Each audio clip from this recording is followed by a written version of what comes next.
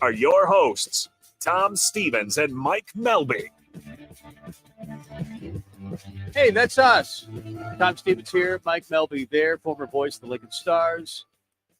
We do this thing every Sunday. It's called Husker Rewind, and that's what this show is. Every Sunday from 5 until 7. Another big show today. Amy Just will join us of the Lincoln Journal-Star. She was at the Red-White game last night. Yeah, fantastic article from her, as always. Yeah, so we'll talk a little Journal-Star. Yeah, we'll talk a little Husker volleyball. In fact, probably quite a bit of Husker volleyball. We're not ashamed to do that.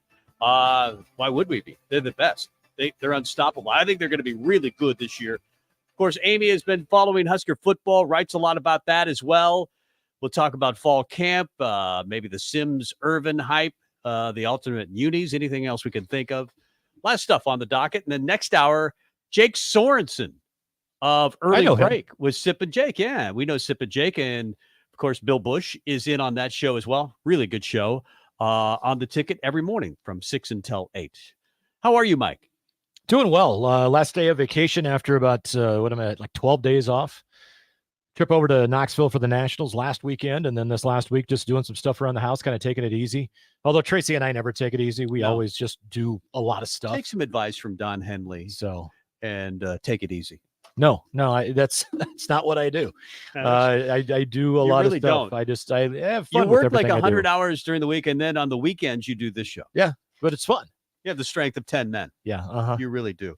Let's get to the starting gate. We try to make it the fastest show in showbiz, in sports talk, cover a lot of topics. This is everything that happened during the week. Going to stay a little bit more focused on Huskers with the season upcoming within the next couple of weeks for both volleyball and football. One thing I want to mention that's more national. How about Trey Palmer and what he's doing with the Tampa Bay Bucks?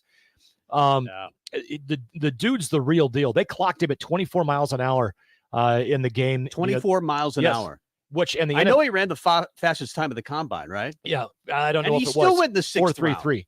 Yeah, but they clocked him at 24 miles an hour. The fastest a player's been clocked in an NFL regular season game is Tyreek Hill at 23.6 miles per hour. I'm just saying, the dude can play, and he might play a lot this year. I know they had the injury to Russell Gage. Yeah. They do have two of the best wide receivers in football, in Godwin and Evans. So but I still think it's a chance he could be the third guy. I think he's going to. It's one of those when the dude says just throw the ball as far as you can, I'll go catch it, and he does it time and time again. You find a way to get that guy on the field. How good was he? I mean, we talk about this. I don't know that we've ever actually talked about games. They might have won just 2 without him. Yeah, they don't win the Iowa game. No. They probably could have won the Purdue game. They should have won the Purdue game. They should have won the Purdue game if they would have had a defense. Yeah. If Bill Bush would have been the defensive coordinator in that game, they win it. Yeah. He wasn't. As it turned out, Shenander got fired, and then he became the defensive coordinator. Yeah. So some other news that came out, a lot of stuff came out of Husker camps this week, both volleyball and football. So far, there's now 7 players that have single digits for the Nebraska football team. Announced this week, Nash Hutmacher, the polar bear. Have you seen the polar bears commercial? Yes, that very funny with the chain and everything. He's being hauled in. He's dressed as a polar bear, right? Well, he's got a polar bear thing on, and he runs around and he jumps in somebody's pool, and then he goes across the street and they pound on the door. And at any rate, man, I bet they got him for a deal as well, because he's not even starting until this year. I mean, will be a starter now. Yeah. And he's got the number 0 on that big body. He's one, and that's the thing. He's one of the guys, the single digits. It is a tradition that Matt Rule has had at every coaching stop that he's had. It's something that, bottom line, what does it mean to be a Nebraska Cornhusker? Well, teammates, guys, you vote on which one of your teammates you think epitomizes what it means to be a Nebraska Cornhusker. He did it at Baylor. He did it at Temple. And so far, 7. Nash Hutmacher is going to wear 0 this year. Billy Kemp, the receiver, is going to wear 1. Isaac Gifford will wear number 2. Yeah. Nick Henrich will wear 3. Luke Reimer, 4. John Bullock, 5. And Jeff Sims, 7. So the 6, only one 8, and 9. That might surprise me a little bit is John Bullock, who came out of nowhere. He's not played 1 snap for Nebraska. He's played football. Special teams. Well, special teams, but not 1 snap. Well, he was a rover, wasn't he? Last year, he was a safety or a rover. But Matt Rule gets here and says, "You're a linebacker." They put 15 pounds on him, and it sounds like he's having a great camp. Yeah, Yeah, he's going to see playing time. Well, and that's the whole thing, and that's the great part about this. Fans, there's some former players that don't get this. They're like, I don't get it. This makes no sense to me. You know what? It doesn't have to. It doesn't make sense to the players that are on today's team, not a team from the 90s or the aughts or the 80s or the 70s. And with all due respect to those players, they're not at practice every day. Yeah. They I mean, and not only John, but his brother Alex is going to start probably. He's not going to start, but he's going to see a lot of time. Well, he may start if something else happens with the wide receiver crew. Who knows? Yeah, true. I mean, the Bullock brothers, thank goodness for them. Neither one of them had a scholarship when they arrived at Nebraska. You know, one of the things that I guess has, to me, has been like the strength of position groups. Yeah. Has been the running back room, and it sounds like you were right on that. Gabe Ervin Jr. is a clear-cut choice as the Huskers' top running back. Ramir Johnson, though, looks like he's going to be featured as a third down back. That came out of one of the press conferences from Matt Rule earlier this week. I think it was yesterday. Yes. Anthony Gratt has, he said, fumbled a little bit too much. And I love that Rule said, hey, yeah, I'm saying it publicly. Should I not? Hey, he knows it. He knows he's got to stop doing that because if you fumble the football, you don't play for us. Yeah. And it's just, he goes, it just crept up. He's going to fix it. He's going to get better. He's going to get in the rotation. Yeah, you said it doesn't matter how good you are or how talented you are. If you fumble, you can't play. You got to get that fixed. And I'm glad that he's because some coaches will say that and then they'll just go, it probably won't happen in the regular season. We're just going to go with the talent and let it ride. He's putting his money where his mouth is. Yeah. But also he has a pretty good backup option in Gabe Ervin. Well, Gabe Ervin's the clear-cut starter. I mean, even if Anthony Grant's not dropping the ball, Gabe Ervin is way out in front. That was made abundantly clear by Matt Rule. And we haven't been able to see Gabe because he's had the injuries, but he is 6 feet tall, 225 pounds, runs a 4.4 40, and Rule has said that he has the elusiveness to go with it. Well, and he made the comment, he goes, ever since the day I set foot on campus and started coaching the young man, every time I see him and I'm around him, I go, that's what a NFL major college running back looks like. That guy right there. I hope he is. I mean, because Nebraska, as we've talked about, hasn't had a 1,000-yard rusher since Divine Azigbo. Maybe this is it. And don't forget, people that have kind of been, last couple of years, whatever, with the injuries, blah, blah, blah. This is running back back in the 80s and 90s, okay? Yeah. He is still the only true freshman running back to start the season opener for Nebraska football. Ever. Good stat. Is that true? That's true. So isn't that weird? That's a little weird. From the way his career has gone since, yes, just because he hasn't lived up to being the first. But when you blow a knee out and you have other injuries that you have to fight through and battle, I mean, you would have thought Amon Green would have been good enough to start a game as a freshman, but he didn't. He probably didn't. I can't remember who started. I can't remember. Well, I think LP was here at that time. Was he? LP and Amon were here at the same time. I thought LP graduated in 95. Well, remember when LP got suspended, Amon took over the reins. That in 95. Right. Yeah, Amon was here. It was Amon. For whatever reason, I thought Amon's freshman year was 97. Yeah. Leave me alone. Having a day. Husker volleyball held their annual red-white scrimmage yesterday at Devaney. The Reds won 25-23, 25-23, 19-25, 27-25. The first game of the season is this Friday night against Utah at 6. And just for those that hadn't heard, Nebraska's 5th in the AVCA preseason poll, tied with Pitt. Texas, Wisconsin, Stanford, Louisville are 1 through 4. We're going to talk a little bit more in depth about volleyball, but yeah, Bergen Riley and Harper Murray, for those who have not seen the highlights or have not watched or who been has a able to better see, freshman year? Bergen Riley or Harper Murray? I mean, if you were to go to now you can gamble on anything. I mean, you go to the window. Which one are you taking? Yes. Either one. Holy smokes. Everything. Take the exacta. I'll tell you what. And that team is loaded, and hey, I get it. They're young, but man, do they have some talent. Going back to football really quick, I thought this was interesting, and it made me wonder when was the last time. I couldn't remember, so I didn't have time to do any more research to tell you when the last time was. But 24/7 Sports preseason true freshman All-American team includes co-defensive linemen from Nebraska, Princewell Umanmielen and Cam Lenhart. And the guy that put it together said, You don't think I can have, two players for one position? Bite me. I don't care. It's my list. Nice pronunciation, by the way, on Princewell's last name. I think that's how you Can you do it twice in a row? Because I think you did it right. Uman Mielen. I think that's right. But apparently he has been a little banged up. Yeah, he has been recently, but Cam Lenhart was called a co-starter by Matt Rule earlier this week. And then, as you mentioned, right at the Open, alternate jerseys were shown to the world this week. First reaction, I think, from most fans was probably the video was awesome, but the alternate uniforms are kind of underwhelming, to say the least, I guess. The best thing about the alternate jerseys is the video that went with it. Yeah, I don't know if you've heard the video, but it starts out like this. In Nebraska, the bond between fans and team is sealed with tradition, with love for school and place. The Cornhuskers, the Big Red.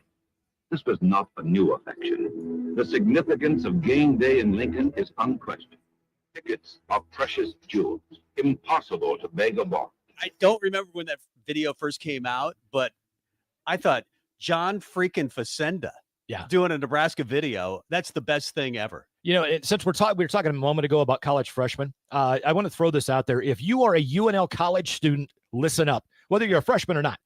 Get your free campus cash, the Student Marketplace mini bag tonight at the Big Red Welcome. It starts at 6:30. It goes until 8:30. The mini mag includes tons of great discounts from your favorite spots in Lincoln, like Qdoba, Alumni Hall, Papa John's, Pizza Hut, Amigos, Juice Stop, and more. All you have to do is grab a free campus cash, the Student Marketplace mini mag tonight at the Big Red Welcome, or at the dorms, the Union, or even more places on campus. And also, if you're not a UNL student, you can get discounts as well through the free campus cash app, available on iPhone or Android. 93.7 The Ticket is proud to be the official media sponsor of Campus Cash, the Student Marketplace mini bag. Mag. Beautiful. Sorry. No, I thought you were flawless up until that last word. Yeah, it's always the last word that gets you. It's always the last word that gets you. But back to the alternate unis, they're going to wear them against Northwestern. What do you think of them? I don't like them at all. I don't hate them. I just don't think they're special. I mean, they have apparently the 100-year. It's the 100-year anniversary of Memorial Stadium. And when they played Oklahoma in 1923, many people, I don't remember it very well because I wasn't born. But they played Oklahoma in 1923, the first game in Memorial Stadium.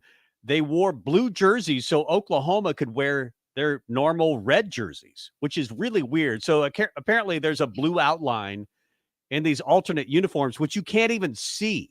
Yeah, I don't know. They're not special. I'm not a fan of the alternate uniforms. I never have been. I like them if you go really old school. I don't even like them then. I kind of like them. I like the iconic, just traditional uniforms. And I get it. I'm the old guy, get off my lawn, but I'm more in favor of just wear the normal jersey. I could see it for one game a year, but now, there's so many teams that, like Oregon, does it for every other game. I mean, it's like they're just changing underwear, for crying out loud. Yeah. There are some games I turn on and I can't tell who's playing. That I don't like. If the alternate uniform still represents the school and you can kind of tell who's playing, then I'm okay for one game a year. I don't think they should be used more than one game a year. I think they should be very special, but these aren't special. There's a blue outline and there's a 100-year patch. And I know the 100-year patch on the uniform every game. And I know it good. I know it celebrates, men who died for our freedom. I get all that. But if you're going to have a special day, make it a special uniform. And these don't seem very special to me. Like I said, they're underwhelming. That's been kind of the fan reaction. And I mean, I'll stand by it. I'm not a fan of alternate uniforms. Never have been. Some of them have been just horrible. Kind of a cute fact, though, Mike. In 2023, it'll be the 100th anniversary of Memorial Stadium. Okay. And Matt Rule's first game. Yep. In 1998, it was the 75th anniversary of Memorial Stadium. That was Frank Solich's first game. In 1973, it was the 50th anniversary of Memorial Stadium. That was T.O.'s first game. That's really interesting. Yeah. So you can pretty much guarantee that Matt Rule will have the same type of career of either Frank Solich or Tom Osborne. Have that, at least that winning percentage. It's almost guaranteed. Now, I'm just kind of curious. What about 1948? Who was our head coach then? I do not know. Somebody who was probably Bill pretty bad. Jennings? Yeah, probably Bill Jennings, because it hasn't been good up until Bob Devaney. I don't know if you've checked. I have, actually. But it really, I guess that there were a few guys that won. But Bob Devaney, Husker football started in 1962. I think that's when Bob Devaney took over, right? 1962? Yes. Yeah. So that's when the Husker football started for me. But those are the alternate uniforms, and there's nothing we can do about it, even though both of us are old school and we really don't like them. I think I just don't like them because I'm just not a fashion guy. I think younger kids like them, and I think that's the real reason that it's done so often now, is that you can get kids to pay attention to school because they like the gear. Kids like gear more than anything. I get it. I do. I get it. You know what I like? I like teams that wear uniforms, no matter what they look like, that win. So, we'll get to a lot of things Bernie. during the show. I do want to talk about the numbers a little bit later on. We'll talk to Amy Just about that, but we'll save that topic. The AP Top 25 came out earlier this week. No surprise, Georgia number 1, but Michigan was number 2, Ohio State number 3, Alabama weighs back at number 4. They don't have a Bryce Young. Obviously, this year, the quarterback's going to be a big issue, I think, for Alabama this year. And that's probably the big reason they're a little farther down. You got then LSU, USC, Penn State at 7. Washington, who will be joining the league, is at 10. You'll have Oregon at 15. They of course, joined the league. Was it next year? And then the other teams in the top 25, you got Michigan, Ohio State, Penn State, Wisconsin, and then Iowa at 25. Iowa, of course, has that weird contract thing with Brian Ferentz that he has to score like 26 points a game to keep his job. Yeah, which is the dumbest thing I've ever seen in the world. But they do make the top 25. Although I have heard there are concerns about Cade McNamara.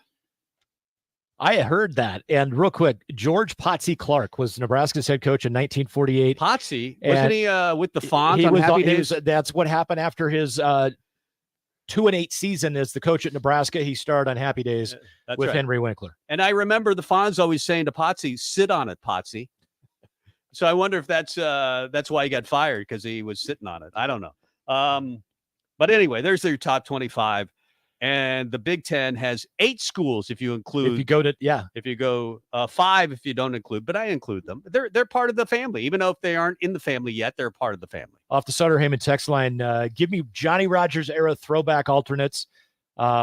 He does not understand why they have not done that yet. You know right. what? That to me, okay, you there could you be go. okay with I that. would be okay with that. The 1970 alternates, when Johnny Rogers, remember they moved Johnny Rogers when he won the Heisman in 72. Not in 71, interestingly. He won it in 72, and they had that game against Notre Dame where he scored a touchdown, he threw for a touchdown, and he ran a punt return for a touchdown. Yep. That'll win you a Heisman. That'll win you. Well, he'd already won the Heisman, I believe. Wasn't that, or did I thought that was the 72 season. Yeah, it was, but I thought that's when they were still giving them before the bowl games happened. Oh, was that it? Oh, that was in the bowl game, wasn't it? That was in the bowl game. That's right. That was the Orange Bowl against Notre Dame before in the bowl game. And I think the Heisman had already been given out. He'd already won the Heisman.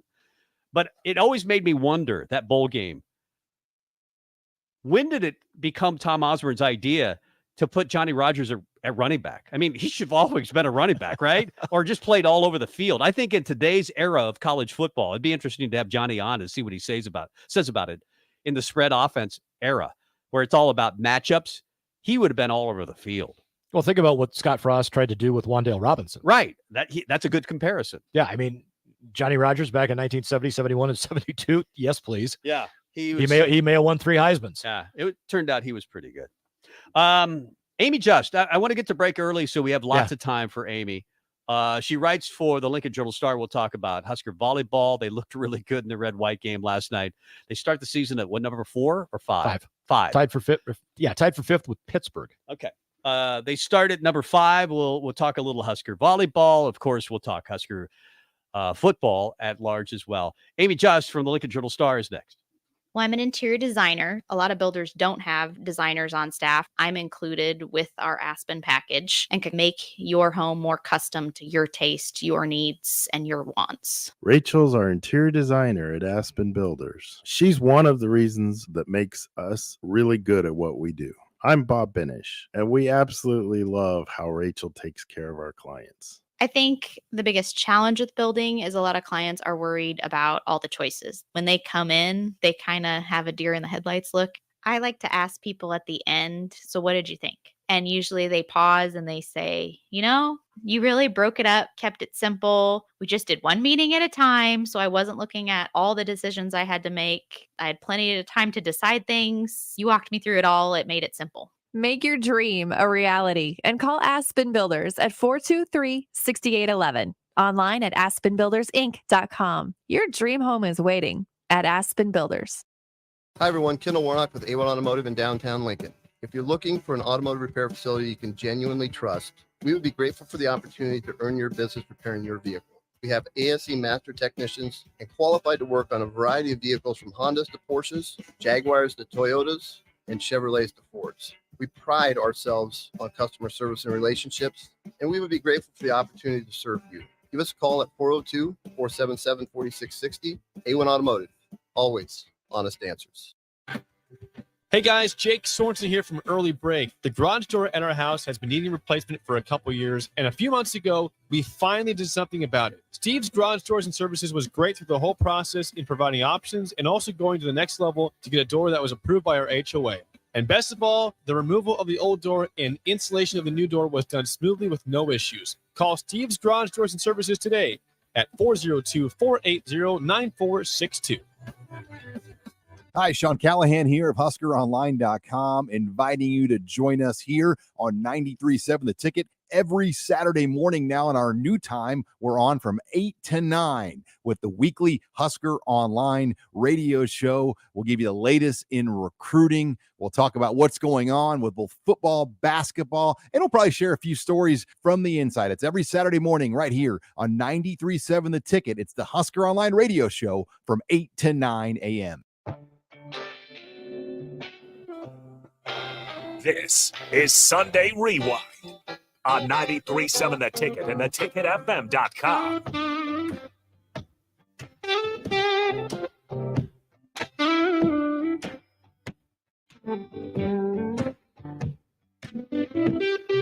Welcome back to Husker Rewind here on 93.7 The Ticket and theticketfm.com. I'm Mike Melby. Tom Stevens sits across from me. Hey. And on the VIP line, brought to you by Aloe Fiber, where we understand the importance of exceptional service with local heart.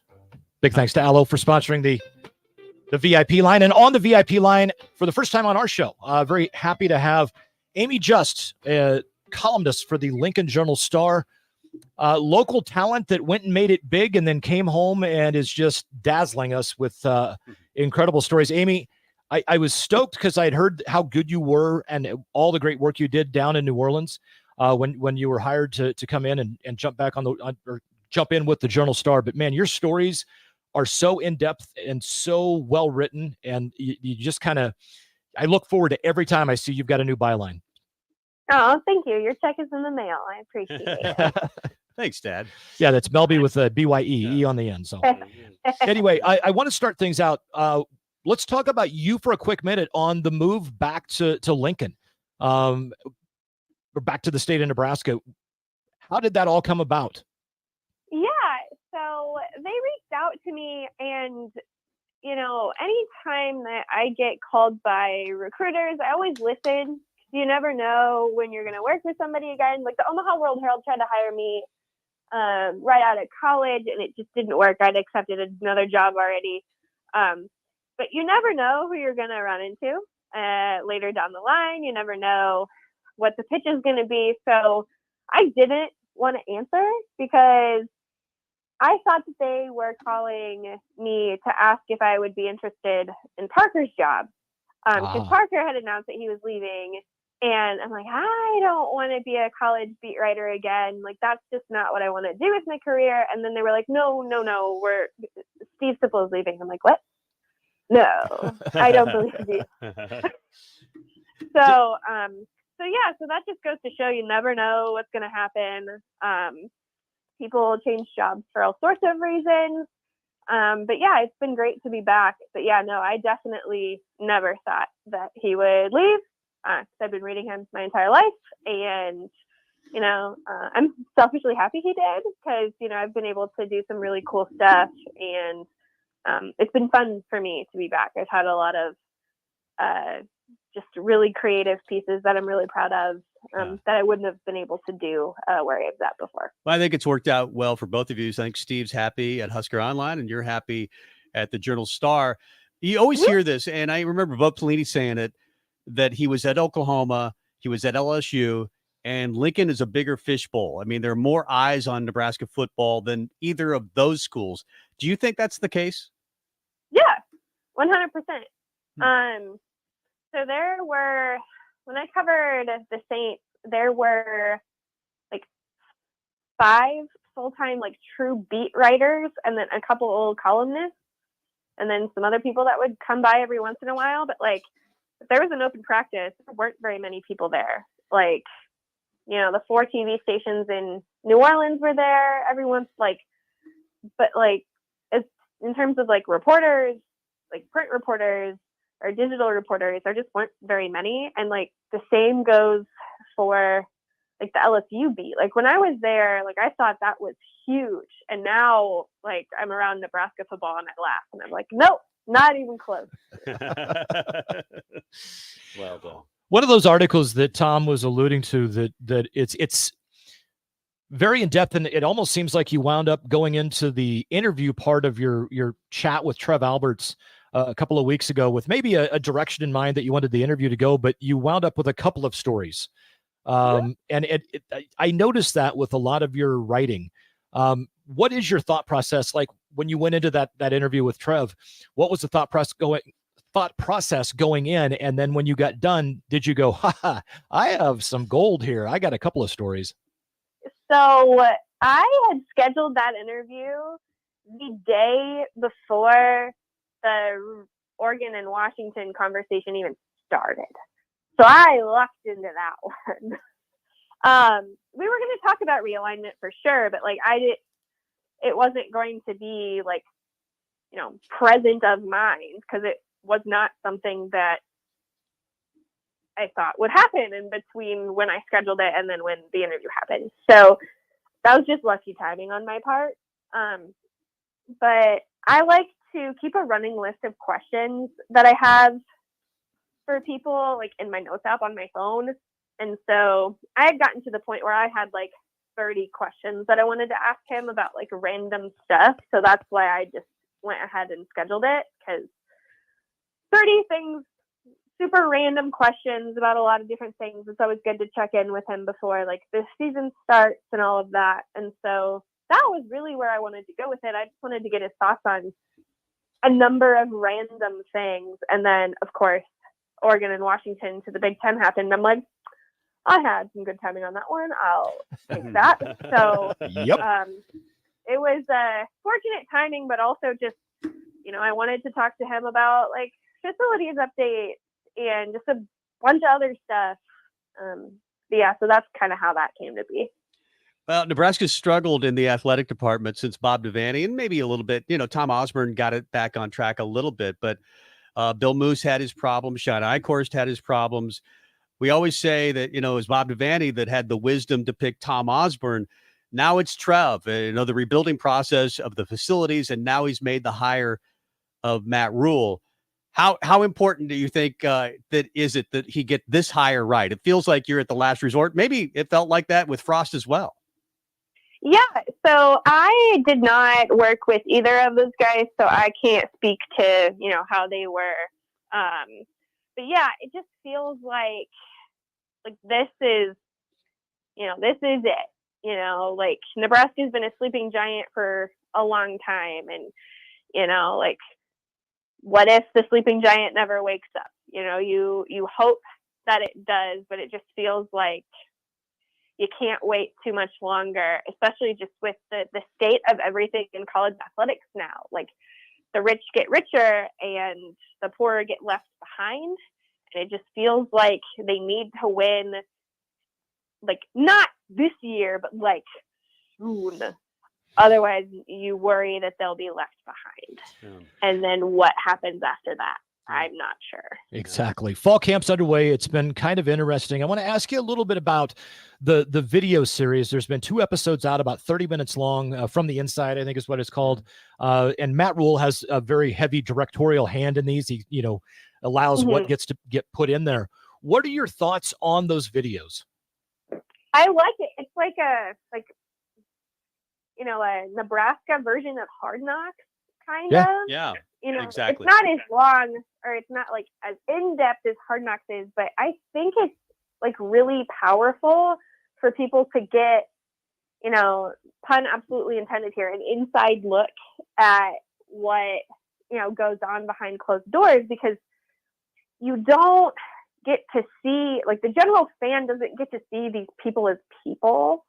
Like, to them, they're, just football players, right? And so, like, when you get to see the human side of all of it, I think, that doesn't hurt. Like, what I write, like, my feature stories, like the one that I did with John Cook or Sam Greasel or Derek Walker or, Peyton Robb or, all of the ones that I've done, is to show another side to these people. And I think that like documentary-esque, Hard Knocks-esque video series is helping do that from the perspective of the University of Nebraska. And the more that we can see, these athletes and coaches as like human beings, I think the better.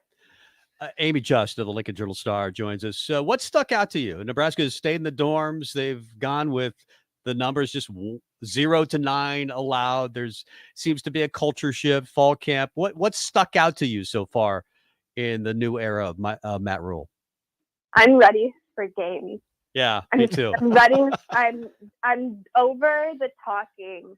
Like, this next week is going to be brutal. Like, I'm ready for Minnesota.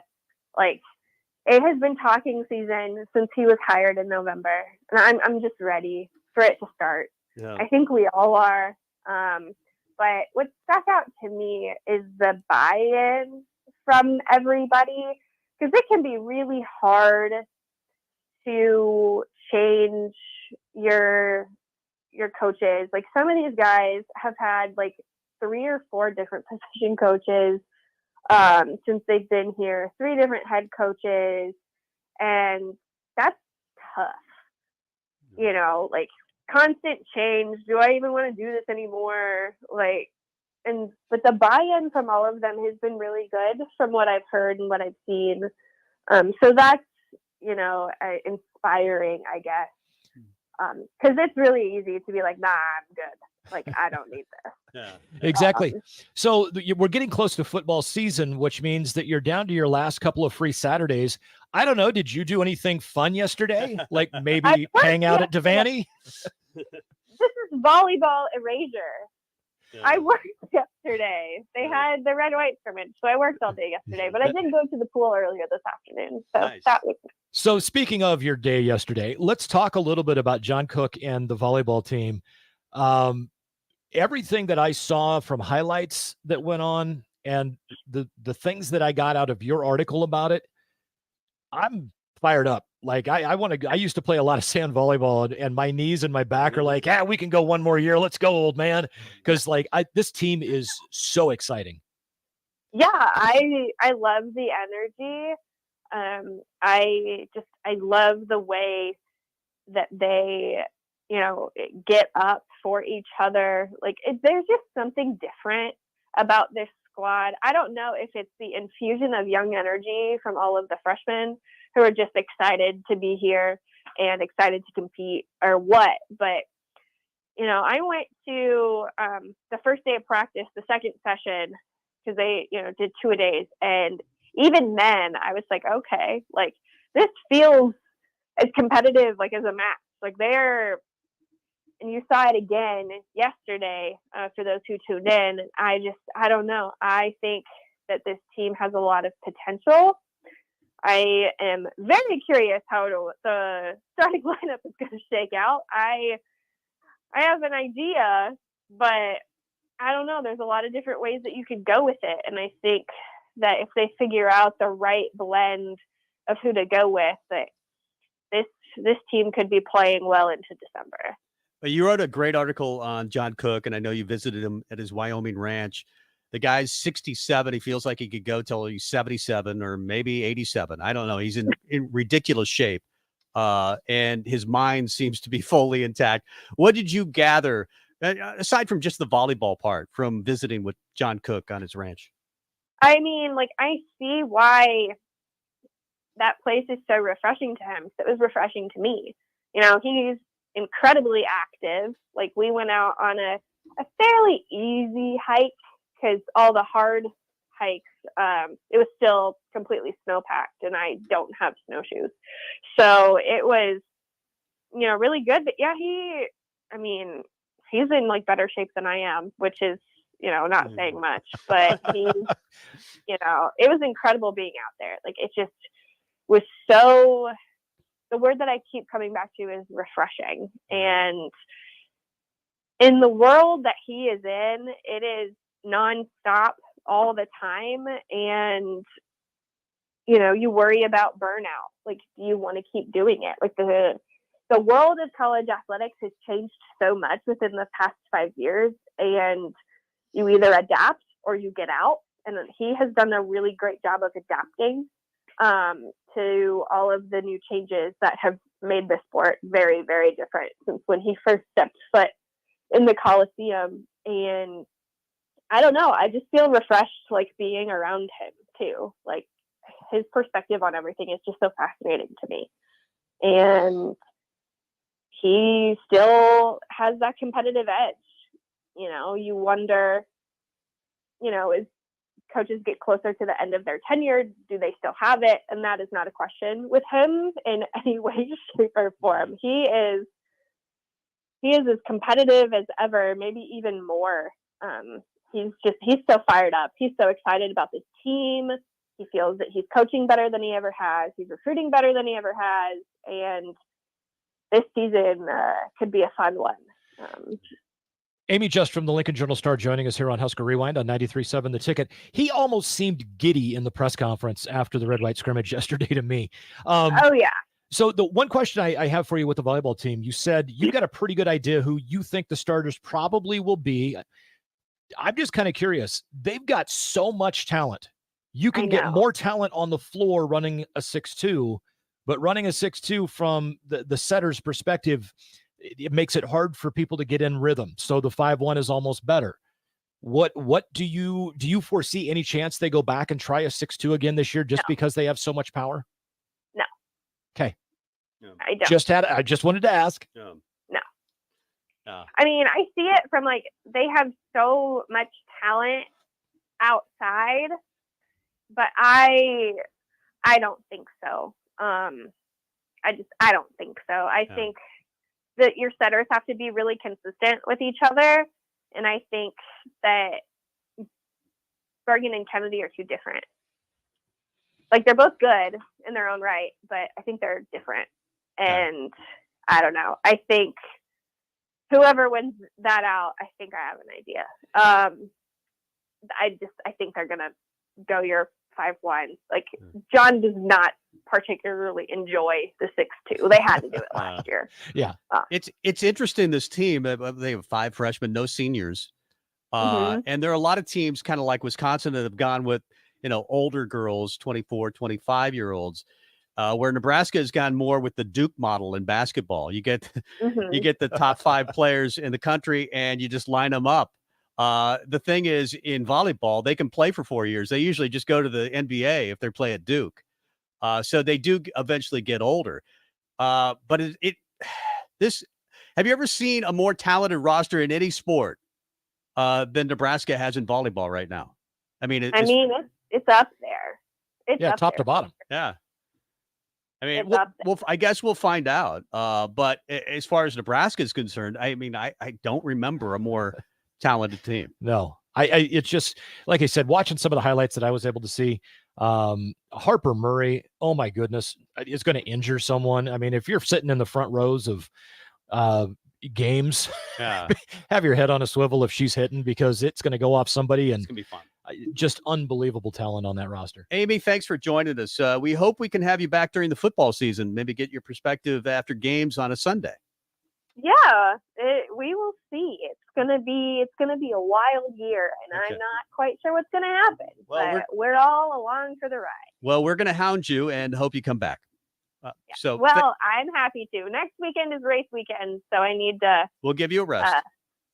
Give me a little breather while I recover from my 16-mile race. But where- after that, Your 16-mile race, you're gonna run or ride? Yeah. Wow. run. Okay. Yeah. In Lincoln or where? Yeah, in Lincoln. It's called Gravel World. It used to be just a bike-only race, but then they've added some running elements to it too. So that's on Friday, but I'm gonna need some recovery. Especially with the temp on Friday. Have you? How long have you been a runner? Well, I was a sprinter in high school, and then I got bored during COVID, so I picked up running. But yeah, no, I'm primarily like a 10K half marathon person. But this is a new challenge that I'm excited for. All right. So. Well, that'll be fun. We'll get you back after you are the winner. Recuperate. After she's won it. No, we'll get her back in there. I'm very slow. I like to enjoy it. I don't like to, die. Well, the fact that you can finish 16 miles is impressive enough for me. That's awesome. We appreciate it your should be time. fun. All right. Thanks, Amy.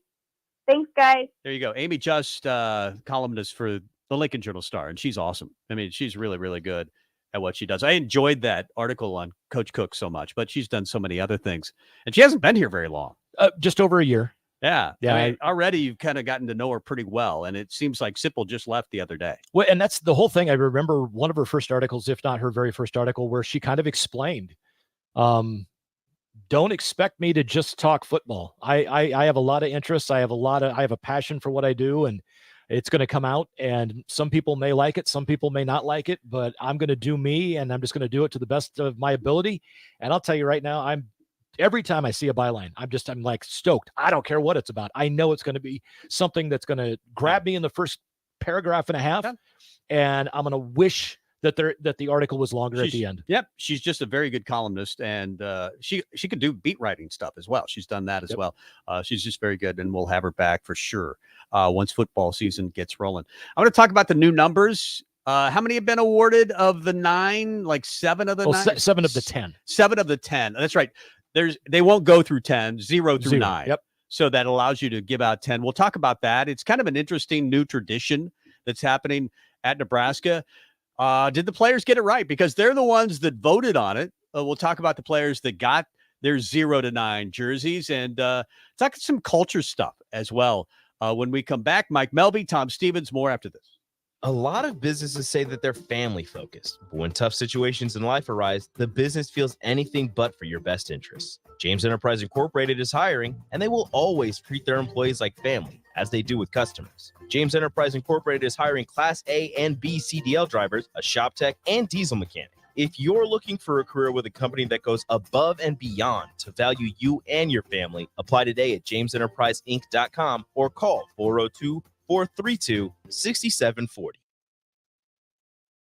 Happy hour. What if I told you that a Babe Ruth bat that was matched to a 1923 game sold for $1.3 million? An auction of this caliber with these kind of items, somebody's got white gloves on and they're like putting the bat on like the thing, and they're like, this is just like some dude with like glasses on the front of his nose. This bat was used by Babe Ruth in 1923. This photo proves that this bat was used by Babe Ruth. The bidding will start at $1 million. Weekdays from 1 to 2 on 93.7 The Ticket and theticketfm.com. Wall-to-Wall Wine and Spirits is now open in Lincoln. Shop our expansive collection of wine, beer, spirits, and cigars at 5040 North 27th Street.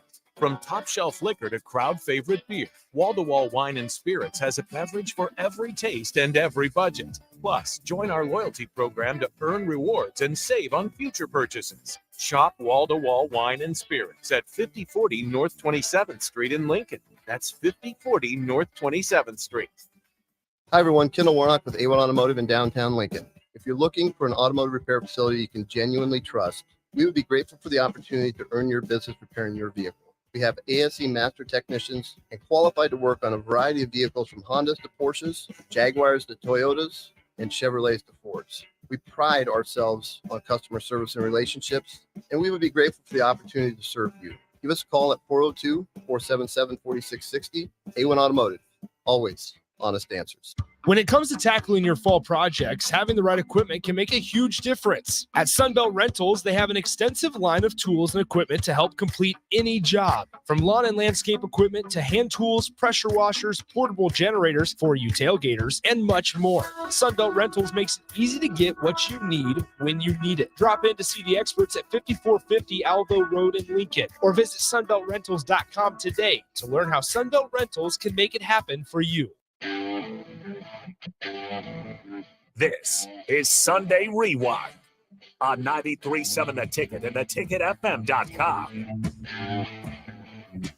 Welcome back. Tom Stevens, Mike Melby, Sunday Rewind every Sunday at this time, 5 to 7. Hey, if you're a UNL student, listen up. Get your free campus cash, the Student Marketplace Mini-Man, tonight at the Big Red Welcome. It starts at 6:30 and goes until 8:30 tonight. The new numbers have been awarded. It's going to be a tradition, says Matt Rule, at least as long as he is here. 0 through 9. Actually, they've been awarded. They were voted on by the players. A little surprising in some of the numbers to me. Maybe not to you, Mike, but Billy Kemp, not a big surprise because you've heard glowing reviews about him. And he's 24. And he's had a lot of experience in college. Of course, he came from West Virginia. You have Isaac Gifford, who Matt Rule has called an NFL talent at number 2. Number 3, Nick Henrich, no surprise, another older fifth-year guy on the team at number 3. Luke Reimer at number 4. I mean, he has a chance to be the second leading tackler of all time in Nebraska football history behind Barrett Ruud this year. And then you have John Bullock at number 5. You have Nash Hutmacher, 0. I should have started there. And then Jeff Sims at number 7. Any of those surprise you? I'm going to say it surprised me just simply because of the fact that he was a walk-on. He's now on scholarship, John Bullock, but I wasn't surprised when I heard he was one of the guys, mainly because of what I'd heard about him going through spring ball and fall camp. I mean, even in spring ball, Matt Rule would bring him up as a guy that just gets it. But yeah, none of those guys come out as a, oh my God, I can't believe they gave him a single. No. And I'll be honest with you, there's probably, I'm probably at 5 to 7 more that I kind of expected to get a single digit Ethan number. Piper would have gotten one if he could have gotten one. And I brought this up. Tom Chattel is the one that had the idea on our show last week, and I brought it up on the Captain Show on Friday. I was on with Bach. You were on with Bach on Thursday. And I said that I repeated what Tom said. This is all Tom Chattel's idea.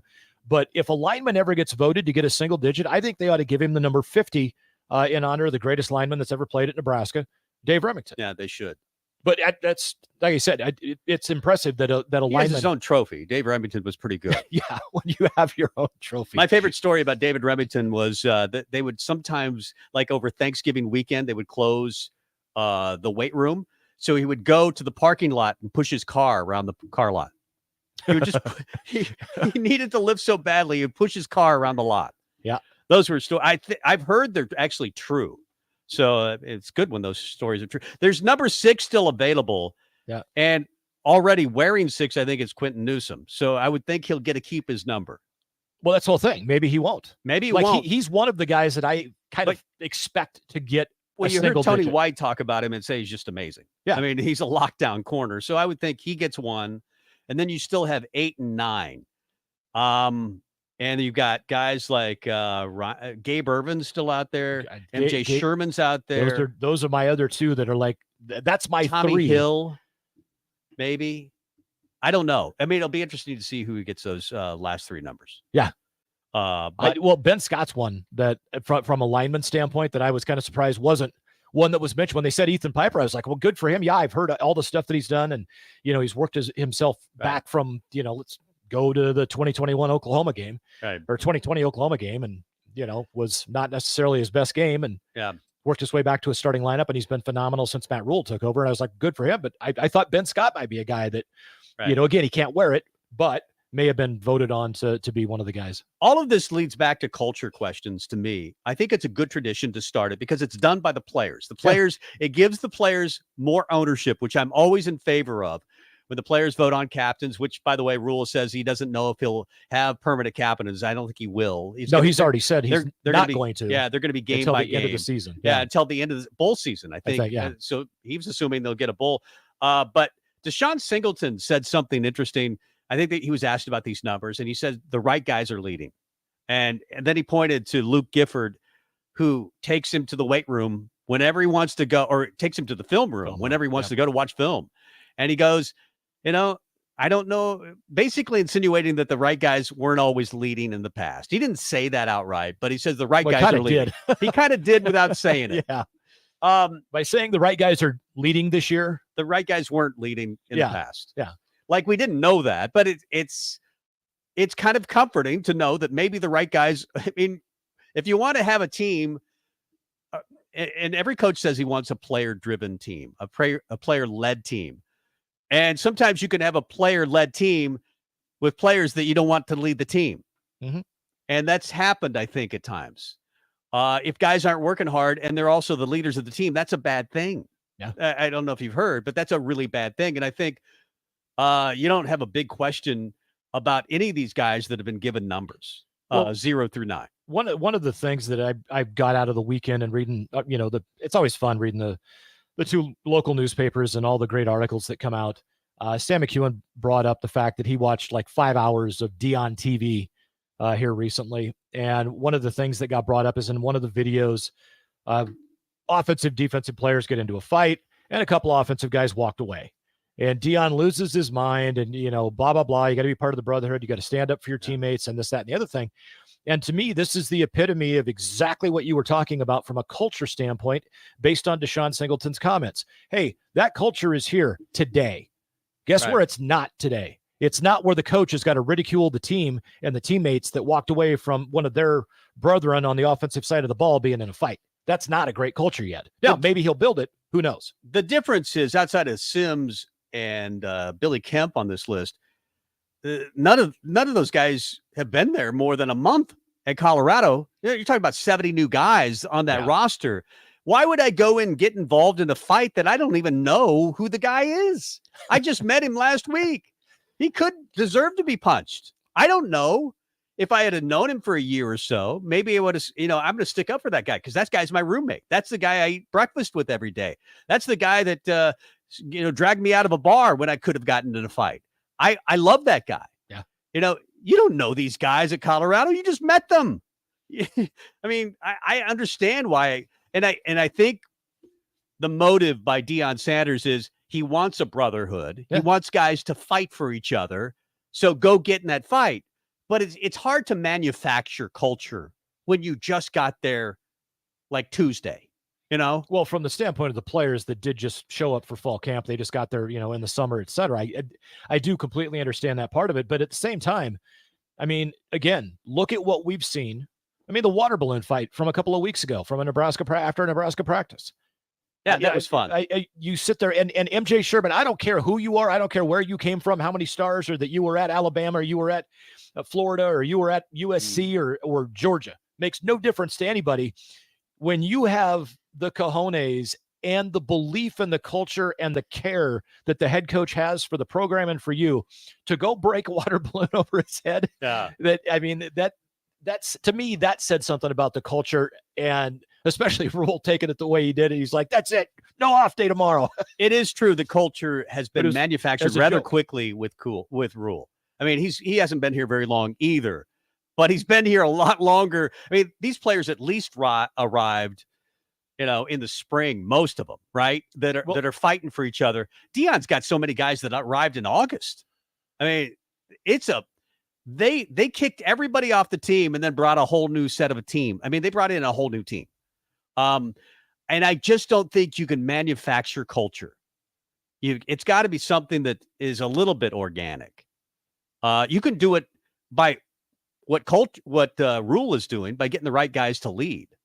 But I think it takes time, and I'm not necessarily dumb enough to think that the culture is built at Nebraska. I think it's going to take a while.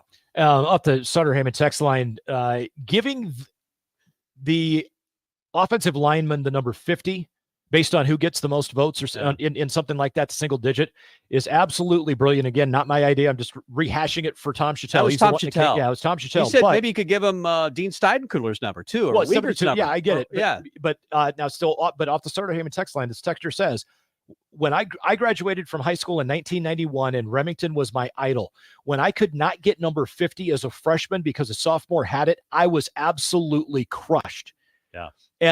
So that right there, that is what it means to a young man that played football here in Nebraska in high school, that Dave Remington meant that much that he was literally crushed that he couldn't have that number. And let's face it, if you're going to build a culture, the best place in my mind to start is offensive line, especially at a place like Nebraska where you had the pipeline, because that was the culture. Those were the smartest guys on the team, and they were the toughest guys on the team every single year. That's where I want to start with culture. But it's an NCAA rule. You can't give them the number 0. Can't do it. Can't do it. Let's get to break. Come back with more. He's Mike Melby. I'm Tom Stevens. More after this.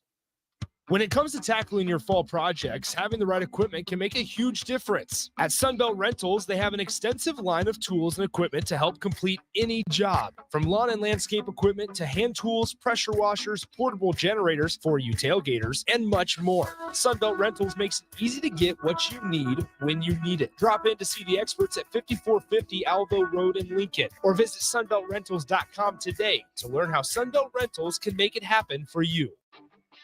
Gaina Trucking is hiring CDL Class A and B drivers. Gaina Trucking guarantees a 40-hour work week year-round, and their strong team culture makes it not a job, but a career. Gaina Trucking offers health, vision, and dental insurance, 401k with company match, an employee assistance program, and other bonus programs. Build a better career today with great team culture at Gaina Trucking. Learn more and apply today at GainaTrucking.com. Hi, everyone. Kendall Warnock with A1 Automotive in downtown Lincoln.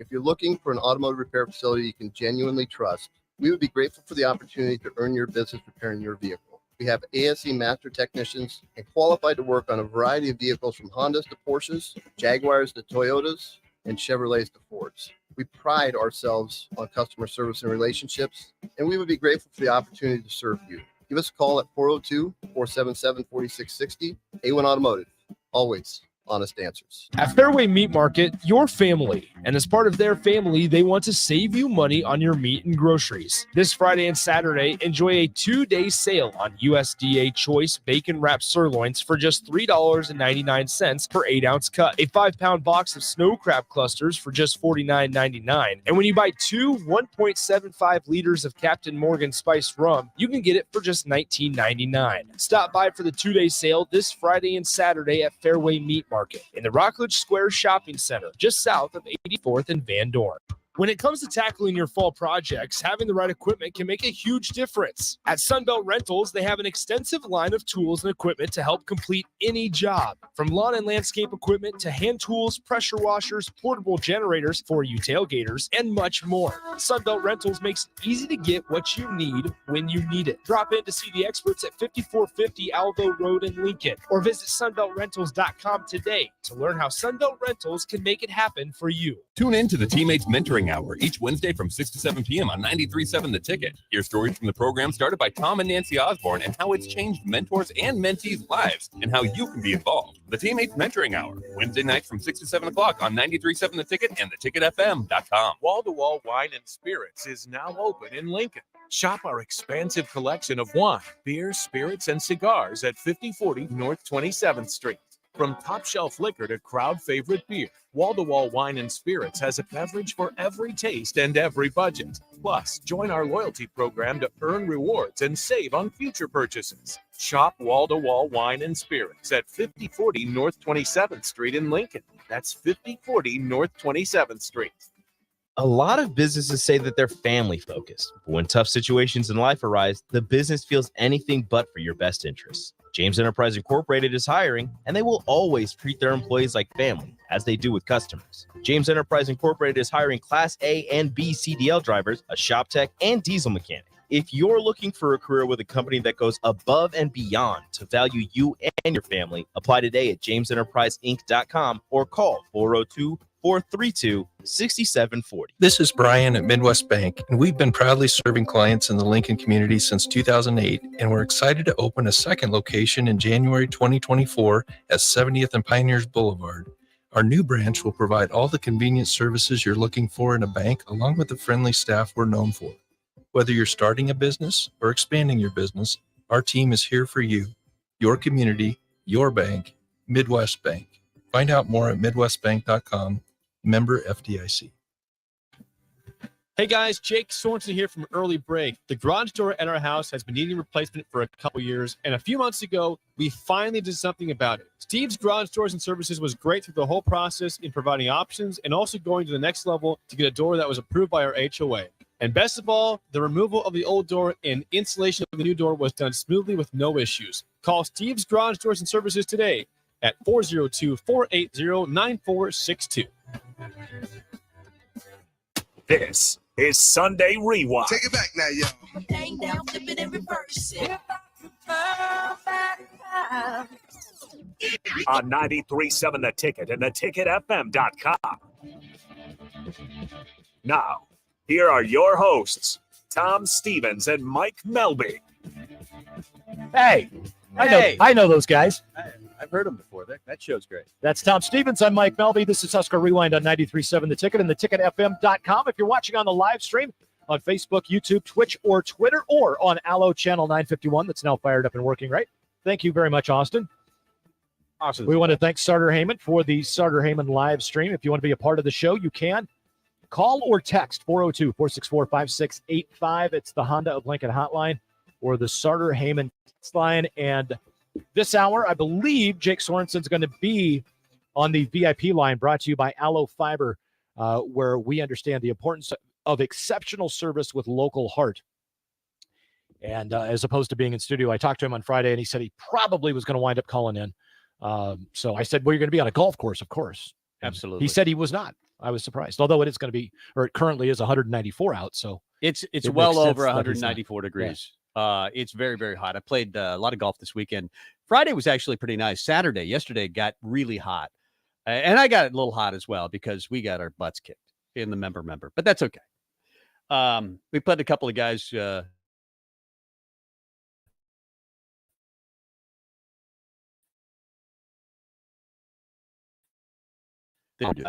just mediocre.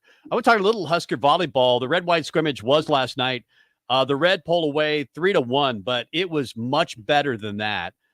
In fact, John Cook said, by far the best red-white that we've had since I've been here. He's had a lot of great teams. Yeah. But for him to say Four that. of them have won national titles, by the way. Both teams played great volleyball. You had that set where the white was down 19-6, and they came back and had set point. Almost won it. That's crazy. Just crazy. That is just crazy. That never happens. And most teams just mail it in when they're down 19-6. Not the white. I think it tells you about the attitude of this team, that there's not any quit in them. And there's talent that's just forever. I think the Nebraska might have found their setter as well in Bergen Riley. Yeah, and the post-game press conference, Coach Cook alluded to the fact of it may have been like the perfectly scripted. Like if we were going to do this, maybe the only thing they would have changed is that the white team may have won either the first or second set, and so that it could have gone to a fifth set. That would have been fun. Yeah, but I mean, other than that, just all around the one bugaboo. And Amy Just, who joined us last hour, big thanks to her for coming on. She talked about in her article, the number of service errors was, I get it. It's the red-white game. It's a scrimmage. Season does not start until, next Friday. What happened even on last year's team a little bit, and they got better at it as the year went along. Yep. They became a much better serving team down toward the end of the season, and you hope that happens again this year. They had 14 service errors against Stanford last year. So you understand that it can get better because it did last year. Yeah. The white won the third set to make it interesting, 25-19 to extend the match, but the red just a little bit too much.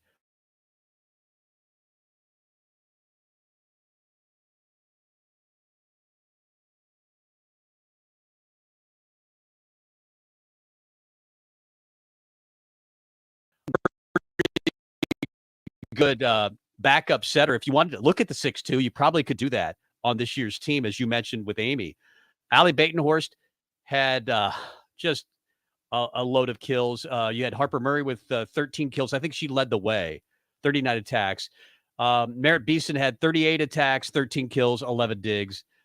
So you had a really active. Lindsey Krause had 59 attacks last night. Yeah, and that's like within 4 or 5 of the 4-set record for 63 Nebraska. is the record. Yeah. Lexi Sun had that. Yeah. So that's a lot of opportunities. A lot of swings. She did have 6 hitting errors, but then again, 59 attacks, that's not that bad, right? No. She had 4 aces and no errors. But as you mentioned, that was the big bugaboo for Nebraska, 21 service errors, but I think they'll get better and better. Harper Murray, as you mentioned, she hits it. It reminded me of watching Darren Erstad. He played in our member this weekend, and I was watching him on the driving range, and you know those guys that hit the golf ball, and it just makes a different sound? Yep. Yes, I do. I said that. I go, Darren, your ball just makes a different sound. And her ball just has a different sound to it, I think. It just looks different, too, coming off her hand. I think Krause has a little bit of that as well. Yeah. They've got several girls who can really hit the ball.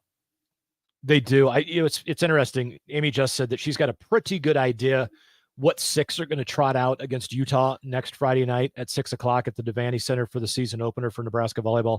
And I'm sitting here and I'm looking at the roster, and I think I know who those 6 are going to be. I think Bergen Riley is going to get the start at setter.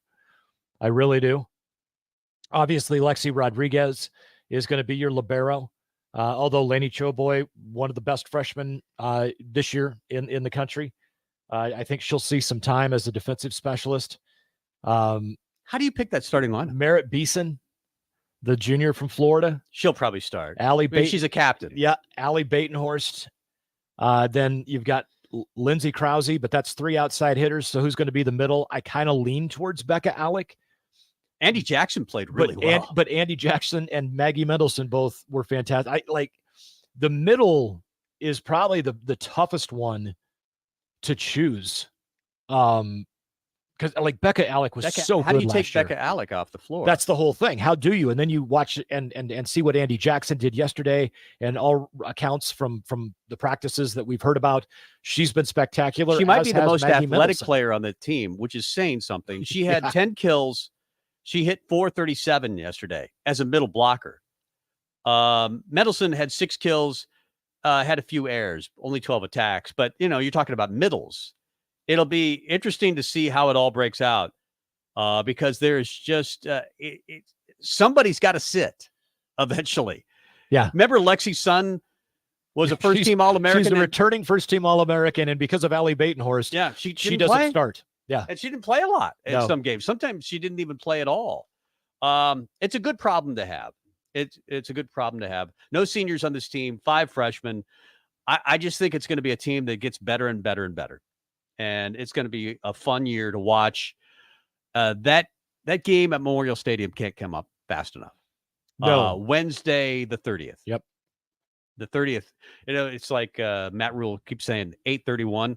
8:30 might be bigger. Yeah. 10 days away from Volleyball Day in Nebraska. Yeah. There are some Husker notes that I want to hit, Husker football notes, and there's a lot of them. We had last Saturday where the defense dominated. It sounds like the defense maybe, and then Rule came back and he backtracked a little bit. He said a lot of it was procedural. I don't want to tell you that the offense was terrible because they weren't terrible, but they were too many procedural mistakes. But he did say again that the defense kind of stood out. Marcus Washington's still out. He's healing slowly. Teddy P apparently is on the direction of recovery. I can't remember how they worded it, but they said he's getting closer to recovery. I thought it sounded like he was going to be back within the next couple of days. Yeah, and it sounded like Marcus Washington was in similar, not yet, like they're talking. He's going to be ready for the Minnesota game on the 31st. They did talk about what you mentioned earlier. No permanent captains this season. It'll be a game by game. Rule had mentioned that he was a captain when he was at Penn State. He was by no means close to being among the better players, but he got named a captain for one of the games, and it meant so much to him. So he wants to keep that option open. And I think when you've got a new team, that's probably a pretty wise move because you don't know who's going to step up this early in your tenure. I'll be honest. Well, the coaches should never choose the captains in my mind anyway. But you can say, you know what, I'm going to hold off on having anybody being named a captain until we get to know each other a little bit better.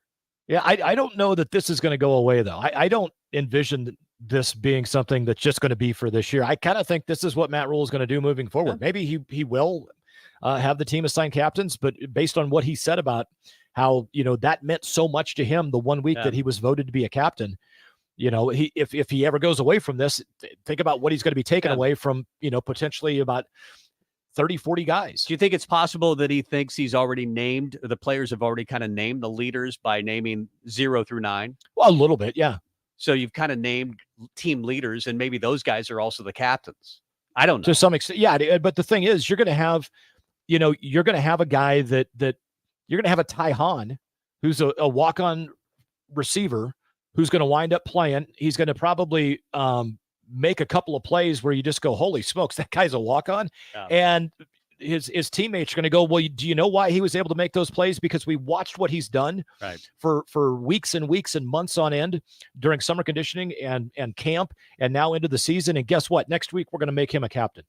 Yeah. So, I mean, I don't know what to make of it. I'm not too critical of it yet. We'll see how it goes. He did also say, that is Matt Rule, that a depth chart will come out like the Friday before or this Friday.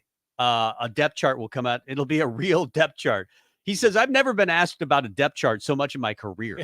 Yeah. But that kind of tells you how crazy we are as Husker fans. Welcome to the fishbowl. That's exactly what it is. And I've heard, I've read some of the message boards say, hey, Rule, you shouldn't have a depth chart. I understand why there's never some coaches kind of play with it because then you're giving PJ Fleck something to deal with, and he knows who your guys are. I don't think he's that dumb. I think he can kind of figure out. Every school has their minions that read articles and try to piece together something, right? Yeah. You know who the stars are without actually having to read a depth chart, I think. He did say Gabe Irvin's clearly the number one running back. We knew that. We talked about that briefly. Ramirez clearly the third down back, and that Anthony Grant has had his issues. He says he's elite with the ball in his hands, but he's had issues fumbling the football. Other things that came out with Gabe, with Cam Lenhart and Blaze Gunderson, that they're both co-number ones at defensive end. So you've got at least one freshman who is starting, and they asked who's the starter, and he said both of them. Yeah, both of them are starters. And when you're trying to play 17 to 25 guys, I guess they both are in certain packages, depending on what you're rolling out there. Not happy with the kicking game, which is a big concern for me because the kicking game has cost Nebraska football games through the last 4 or 5 years. I think Tristan Alvano will win the job over Tommy Bleekrode. I think he's ahead right now based on what we're hearing out of practice, but he's also missing a lot of kicks. Yeah, I think both are having the problems, and you don't know if it's because are they getting a good snap, a good hold? Is it all on them? I don't know. Well, and the thing that I found very interesting out of a news conference with Ed Foley was the fact that he said there's practice kicks where I need them to work on something and get better at it. And then there's the kicks that we track where we say, we expect this to be made. Yeah. And so, if they're asking one of the guys to do something that maybe they're not great at so far in camp or at all, and they need them to practice at it, they're not going to hold it against them for missing kicks. Whether it's trying to, hook the ball left to right or whatever they're trying to get them to do. I thought that was really interesting that he was able to throw that out. And I always wonder if it was just in case, and you hate to think that there's people out there that have a keyboard in front of them that will question anything, and it's almost like he's trying to quiet down the guys that are going to say, oh, you got to make it the local guy because, and remember the days in the Henry era or the Maher era where you just took for granted Nebraska was going to make every kick. Oh, Chris and Josh Brown, Connor Culp had that one good year, but outside of that, it's been rough. Oh, I know. And the thing was with Connor Culp, and it was the one thing that I think is why he was no longer at LSU. I don't think he kicked well under pressure. And the year that he was all Big Ten, I mean, combined attendance at the 9 games or whatever Nebraska played that year was... Yeah, that was 2020, wasn't it? Yeah, combined attendance was what? 6,000 people for it's easier all to the kick games. when nobody's there. Yeah, when nobody's there, it's pretty easy to kick. It's a made-for-TV event. Yeah. But, man, there was a while that Nebraska was kicker U. Yeah.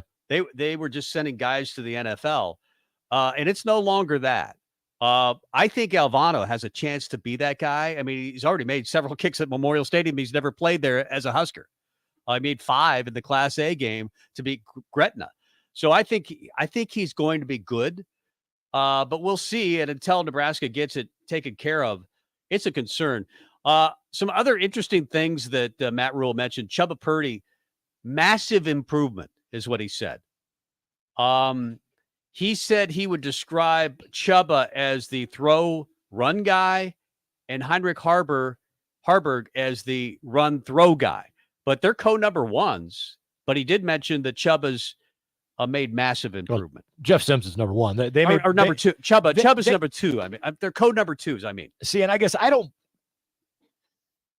know. I just based on the stuff that I heard coming out of spring, I thought Chubba had maybe taken a stride in front of Henrik Harburg, but we'll see.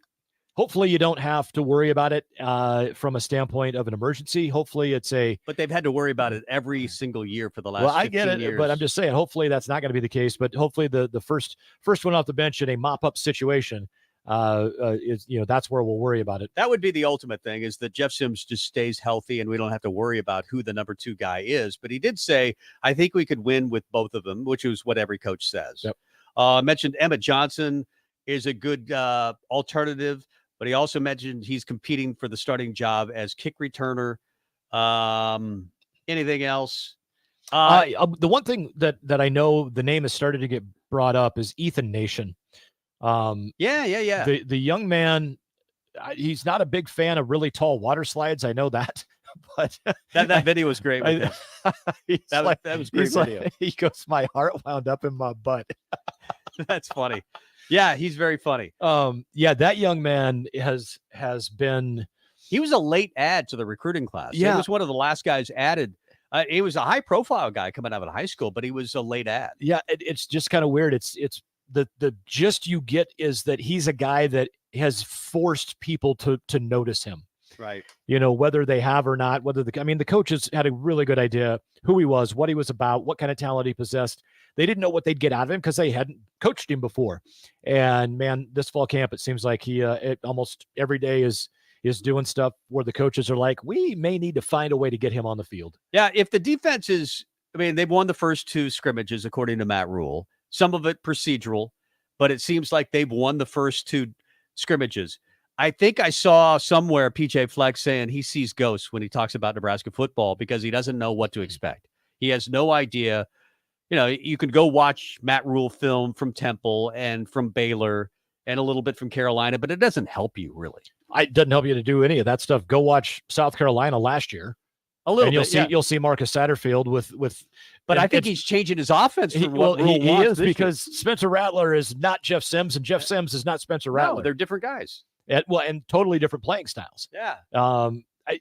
PJ Fleck doesn't see ghosts. What PJ Fleck says, and like PJ Fleck is probably up until 3 a.m, and then he gets into the office at 5 a.m. as he's watching film from Marcus Satterfield at South Carolina and from some old Baylor teams and the Panthers and he's got a good idea. There's a different feel though with Rule at coach than there was with Scott Frost from other coaches in the Big Ten. Go read some of the stuff that PJ Fleck has said about Matt Rule. There is nothing but respect for him. You have Mike Loxley that Matt Rule knows very well. You have Ryan Day that Matt Rule coached with at Temple. They know each other extremely well. Yeah. He knows a lot of different coaches in this league, and they all have respect for him. I didn't always feel that from other coaches in this league for Scott Frost. A lot of versus none. Yeah. So, well, it's nice to have your coach respected, I guess is what I'm saying. Yeah, no, completely. And having at the end of the day, and this is what that's the takeaway from watching the inside videos. I love the little 2-minute speeches that Matt Rule has shared on that. He's such a good speaker. And again, that doesn't translate. I don't know what translates at all. But going back to my days sitting in the icebox or wherever we were at on the road and watching practice and hearing the coach speak and hearing great coaches, Steve Johnson, Chad Johnson, just that knew the game so well, and the way they related to the players and the way they spoke and how they did it. It's called teaching. Yeah, but it's the identifying that it's hard, and the fact that just simply give me all you have. I get it. You're banged up. You don't have 100% that you can give me today. Speech. You can only give me 70. Give me 100% of the 70% that you have. 100% of the 70% you have to give. Yeah. If you can do that, we will be successful. And that's the whole thing. And the way he talks about, hey, if you don't want to buy in, you don't want to be a part of this, that's fine. Make that decision. But the guys, and he talks about the 10%ers. Right. When it gets hard, 90% of the people don't do what it takes. And I think that's one of the reasons you make the offseason really, really hard. And you stay in a dorm and you sleep in beds where your feet are hanging over the side. You make it so guys know this is hard. It's not about easy. If you want easy, do something easy. Don't play football for Nebraska. This is hard. And if you want in, you'll be a better guy coming out of the other side. If you don't, I understand. Well, adios. The play for people that are still pretty skeptical on the season. I had somebody that I was hanging out with last Thursday that told me, like, we're going to be lucky. Nebraska is going to be lucky to have 4 wins this year. Maybe they get to a bowl game next year, but it's a 5-year rebuild project for Matt Rule. And I was like, based on what? Well, based on his history at Temple and Baylor.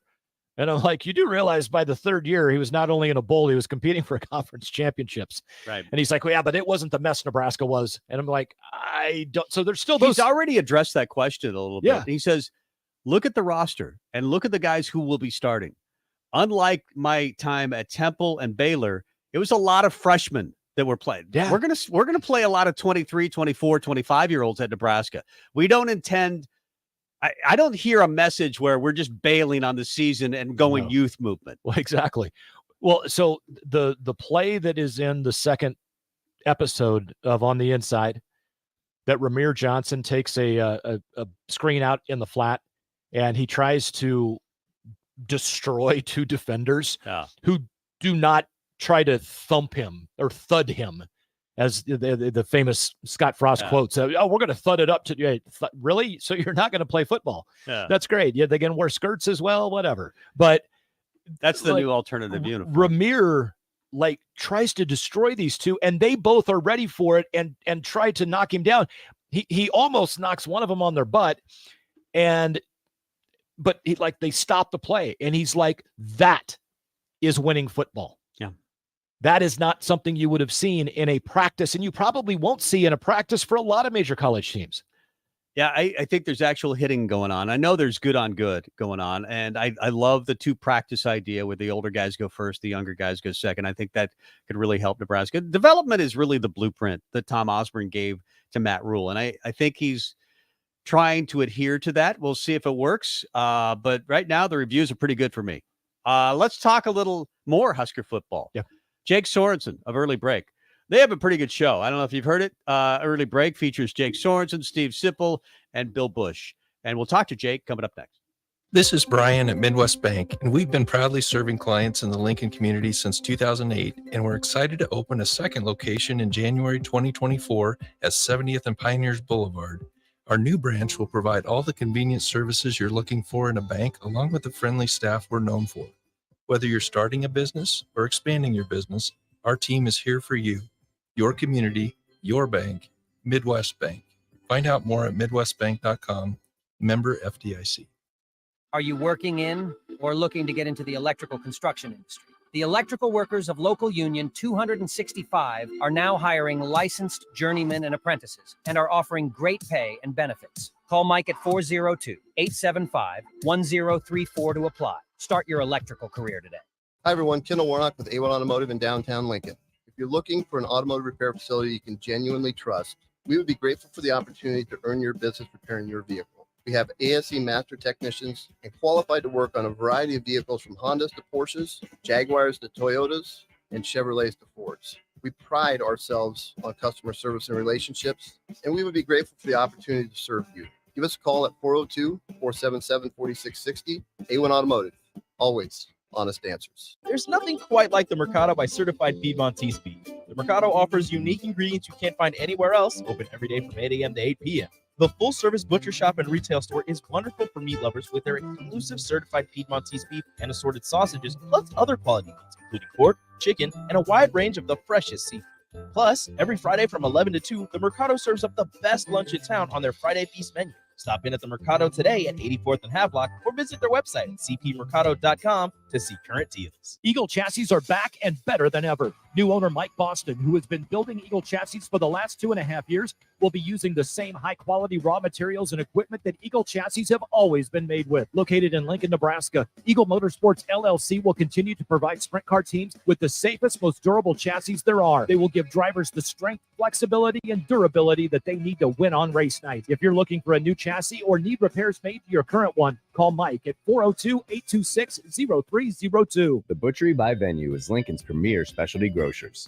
Take the quality of Venue home with you with our hand-cut steaks, handcrafted burgers, and locally sourced offerings. Browse our wide selection of specialty products designed to enhance your dining experiences with cheeses, spices, sauces, and more. We also have an exclusive collection of liquors, whiskeys, and bourbons at prices you're sure to love. Stop in to the Butchery by Venue today, located in our Venue at Home storefront at 70th and Pioneers, just 2 doors down from Venue Restaurant and Lounge. Tune in to the Teammates Mentoring Hour each Wednesday from 6 to 7 p.m. on 93.7 The Ticket. Hear stories from the program started by Tom and Nancy Osborne and how it's changed mentors and mentees' lives and how you can be involved. The Teammates Mentoring Hour, Wednesday night from 6 to 7 o'clock on 93.7 The Ticket and theticketfm.com. Hey, it's Jake Bachman. Join me, the captain, Rashawn Jackson, and the black shirt, Terrell Farley, on Monday, August 21st at Club Pilates for their grand opening and ribbon cutting. We'll be there from 10 a.m. to 1 p.m. for the captain and the ticket water cooler. That's all this Monday at Club Pilates at 83rd and Holdridge. If you struggle with joint pain, there's good news. You don't need surgery to get back to full health. South Point Medical and Aesthetics offers breakthrough non-surgical options for treatment of moderate to severe joint pain. Our patients experience little to no downtime from our procedures, and the results are remarkable. They've had 14 years of successful treatments with patients from 35 states because of an effective word-of-mouth traffic. Learn more about how you can get lasting results for joint pain today at southpointmedical.com or call 402-323-8400. Is this you? You feel the same way every day, and it's not good. You may think there's a magic pill that can fix you. There isn't.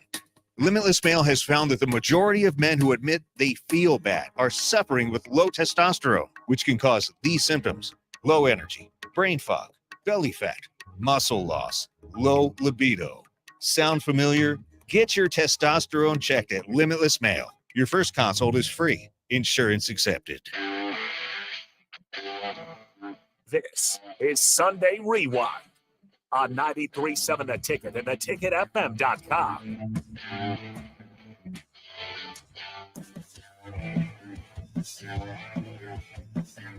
Welcome back to Husker Rewind here on 93.7 The Ticket, theticketfm.com. My name is Mike Melby. That is Tom Stevens. That's me. And joining us on the VIP line, brought to you by Aloe Fiber, where we understand the importance of exceptional service with local heart. Mr. Jake Sorensen, co-host of Early Break with Sip and Jake and Bill Bush. Jake, I got to ask, how did you finish at the BMW today? Because I know your golf game is solid. Was it good? Oh, yeah. Finished in the top 20 today, Melby. Had a couple bogeys down the stretch that hurt, so that's what happened. Did you catch any of that? It's fascinating to watch because to make the final tournament of the year, it's in Atlanta. What's it called in Atlanta? The Tour Championship. The Tour Championship. you have to be in the top 30, and it kept switching. I think Spieth was 30th, but they would flip from 31 to 32, like depending on how guys were finishing it. I think Thigala had to par the last hole to be 30th and kick Spieth to 31st, and he bogeyed the last hole. But it's fascinating. I kind of like the way they do it this year. Do you like it?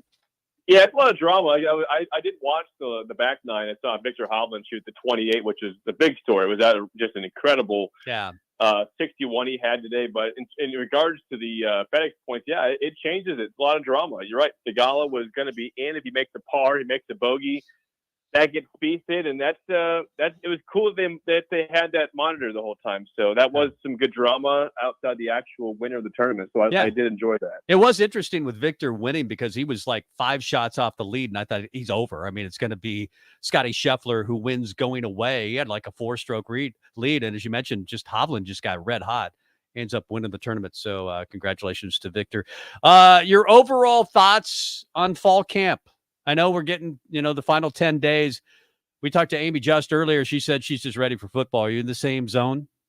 Oh, yeah. I mean, we talked so much this offseason about how it's so odd that Nebraska is playing the first 2 games in a row. I mean, that never happens here where you play Minnesota at Colorado, then your first home game is middle of September, especially in the first year of a head coach. So it's kind of a bummer. You got to wait a couple weeks until you're at home. But, yeah, I think that we're excited. There's some cautious optimism, I think, which is probably the accurate way that people should feel when you've missed 6 straight bowl games. You have a whole new staff in here. Your first game, you'll be a deserved underdog at Minnesota, but it seems like they're pretty high in Jeff Sims, which is good. Gabe Irvin kind of got a good shout out from Matt Rule on Saturday saying he's the clear number 1 back because of some fumble issues with Anthony Grant, which is concerning there, but regarding Grant. But we all know, Tom and Melby, that the trenches are important for Nebraska, both O-line and D-line. If they can stop the run defensively, then they'll be okay. If they can open up some running holes and protect the quarterback, then maybe they can make some plays offensively. But there's just so many question marks regarding the receiving core without Xavier Betts, with Marcus Washington on the getting better but still not practicing. So, yeah, I'm ready for football. Optimistic, with some cautiousness there, but certainly looking forward to 11 days from now. Jake, one other question I've got for you concerning the receivers room. Matt Rule made the comment, we do not need the young guys to step up and be, big time game changing playmakers. Game 1, we've got enough old guys that can do that. Throw out some names that maybe people are not aware of that are some of those older guys that have been in the program that are going to make a difference. That's a good question. I mean, again, the younger guys that they don't need like Jaden Doss, Malachi Coleman, guys like that. But in terms of the older guys, I got to think. Well, Billy Kemp, obviously the first guy that comes in as a transfer. He's not someone who's been here, but curious there. Marcus Washington is an older guy. I hate to think on the top of my head who I'm missing here, but I think maybe. They're younger, but they're not freshmen. Like Ty Hahn is a guy that you saw as a local Nebraska kid, is someone that they said has looked good so far in practice. Bullock has looked pretty good so far in practice. So I would say this, Melby, I'm as curious as you are on that as well regarding what guys are we talking about, because the ones that we hear the most of are Washington, Kemp, Coleman, Doss. But I think maybe Ty Hahn's in that group that could stand out and make a play to get some catches this year, and also, I mean, I know it's a different unit, but similar tight ends. You're going to look at Thomas Fedoni and Nate Forfeiture there, and see if Arik Gilbert gets his waiver passed in time to play. But I think that because we can't watch much practice, we got a half hour or 20 minutes or 2 or 3 times this spring.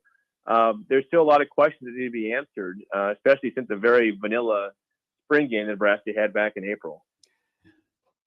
Jake Sorensen, Sip and Jake, Early Break, and, of course, Bill Bush on that show as well every morning right here on the Ticket from 6 until 8.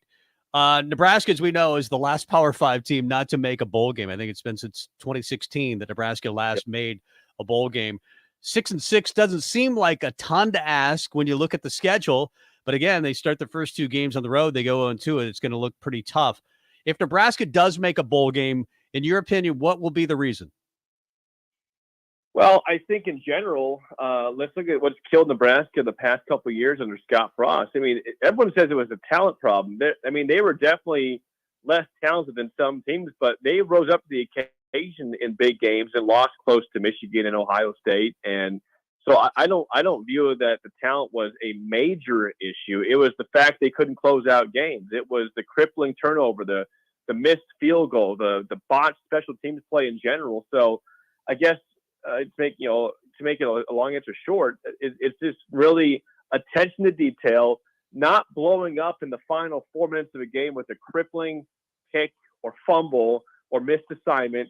And honestly, the one thing I'm concerned about, guys, and I'm sure you've been talking about this, the last couple of weeks, is that Matt Rule has mentioned that there's still issues in the kicking game. Tristan Alvano, the freshman, Timmy Bleekrode, who was here last year, it's pretty much every day he's saying there's been missed kicks in practice. So I guess if that gets resolved, then that's a big reason that they get to 6+ wins. But if that continues to be a problem, then we might look at a similar issue of a record like the last couple of years of 4-8, 5-7, 3-9, because I think this team will be in a lot of close games. And if they're missing kicks, that's going to be a cause for problems. If they make kicks, they can win 6-7 games and win some of these close games. But that's a huge if at this point.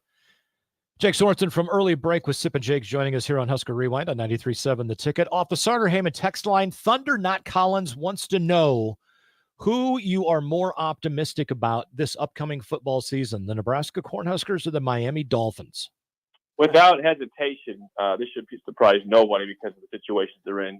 It's the Miami Dolphins. The Dolphins are, I'm not trying to be a homer here, but I think if you look at a non-biased view, they're a top 10 team in the NFL with their team they've assembled. They've got a great defense. Now they have Vic Fangio calling plays, which is huge to have a guy like that. The offense, of course, with Tyreek Hill, Jalen Waddle, Tua Tagovailoa. They survived a scare at left tackle. Teron Armstead was hurt in practice, but he's going to be okay, which is big. I know that everyone thinks I'm a homer with that team, and I am. But I legitimately think they could be a team that contends for the AFC crown this year. So as much as they want Nebraska to be that 8-9 win team, I am definitely more optimistic about the Dolphins' chances this year to be relevant. So Thunder Not Collins responded with just one word: gross. Well, I'm just trying to be a realist, Thunder. Hey, I appreciate it. I thought you were going to open with Ben Stilley. Isn't he on the roster still, Ben Stilley? No, Ben Stilley is not on the roster. Oh, he's not on the roster. I think he's with Arizona possibly. Oh, is he now? Okay.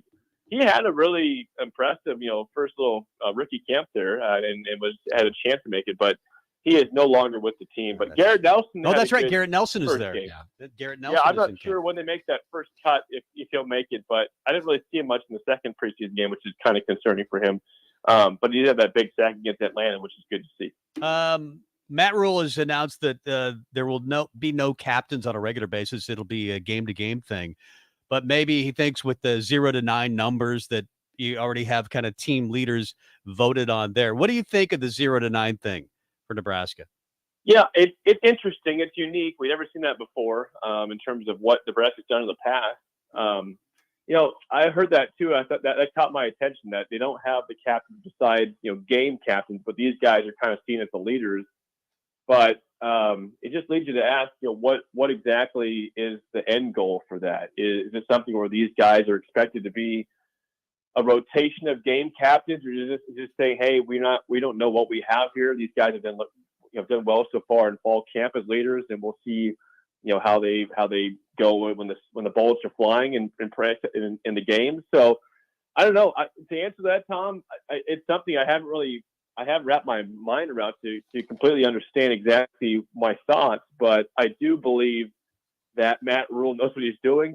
I think that he has the benefit of the doubt regarding his previous tenure in college football with both Baylor and Temple. I know it didn't go well with the Panthers, but I'm going to say this guy is a great leader of men. I trusted him to properly get these guys ready for games and get them ready to lead. So whatever he does, I'm not saying I'm drinking all the Kool-Aid and guzzling it, because that would be irresponsible. But I just think that these guys do fight for him, they play for him, and even if it's going to be a rotation of captains for games, and this single-digit thing is just an indicator of guys who are standing out. I just think I'm going to trust Matt Rule to figure out how to get this right when it comes to assessing game captains and getting leadership correct this year. Jake Sorensen from Early Break joining us here on Husker Rewind on 93.7 The Ticket. Jake, quick thoughts on the alternate uniform this year? There's not much to say. I kept looking at the jersey. I'm like, what am I supposed to say about it? It's pretty, it's pretty bland. I understand what they're doing by throwing it back a little bit, but. And I would say this, guys, I'm not sure how you feel about this. I've never been someone that has cared about jerseys. I just say win the damn football game. Win the game of basketball, football. I don't really care. I know that it sells in terms of merchandise and people like that, and young kids now are all into attire and how it looks. But I just have never really been someone who has said, yeah, I cannot wait to see what those jerseys look like. And in this case, especially, there's just not much there. I mean, it's nothing. Yeah. It's not unique. It's nothing that stands out and blows you away. Like, if I didn't know any better, I would think that looks like a typical normal uniform for Nebraska. What's everyone talking about? But then they say it's alternate. I'm like, oh, I guess it is. So I guess maybe I'm not the most noticeable person when it comes to attire like that. You need a magnifying glass to figure out it's an alternative jersey. I mean, you could. I guess there's no way to tell aside from the patch and the blue stripe, I guess. But I can't tell by looking at. And there's no way you can tell if you're 50 rows back anywhere in the stadium. There's no way you can tell. Is there any chance it was just some kind of sick joke by Matt Rule saying, watch this, I'm going to put out a jersey that has the most tiny change ever. We're going to call it an alternate this year. Right. That's what I'm thinking. He could have put out the same jersey and said, this is an alternate jersey. And we would have said, okay. Yeah. All right. Oh, yeah. It's a little underwhelming, but whatever. That is so cool. I love it. Brilliant. Jake, we'll see you on the golf course soon. All right, guys. Thanks for talking to you. We'll talk to you soon. Thanks, Jake. Sip and Jake, of course, do Early Break with Bill Bush. It's a great show. Listen to it. Not that you don't already, because half the nation listens to it. It's a really good show. Right here in Lincoln, Nebraska, on The Ticket from 6 until 8 a.m. every morning. We have a few things to talk about. I want to, if you were, I don't want to talk about hype, because I think, this is definitely the most roulade that we'll get the entire year, right? The off season, 10 days before Husker football. It seems like you say it every year. I'm not buying it. I'm not going there. I'm not going to do it. And then the season gets closer. It's about a week away and you're going, okay, I'm buying in. Or are you buying in? I want to ask you that question. Okay. He's Mike Melby. I'm Tom Stevens. More after this.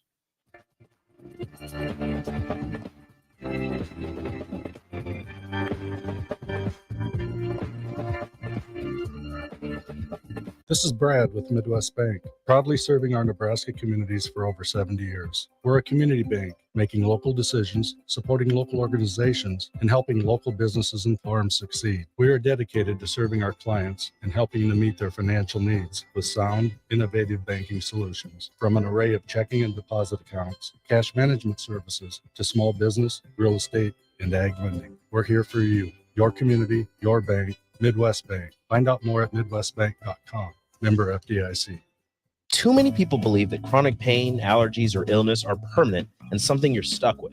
Novotny Nutrition and Wellness has been proving that narrative wrong for 29 years and changing lives for the better in the process. Their team is trained in the newest, most advanced pain-relieving techniques and ways to deal with toxins, allergies, pollution, and emotion that make you ill. Call today for a free consultation at 531-254-5695 or go to novotnynutritionandwellness.com. Novotny Nutrition and Wellness, located at 7th and Superior.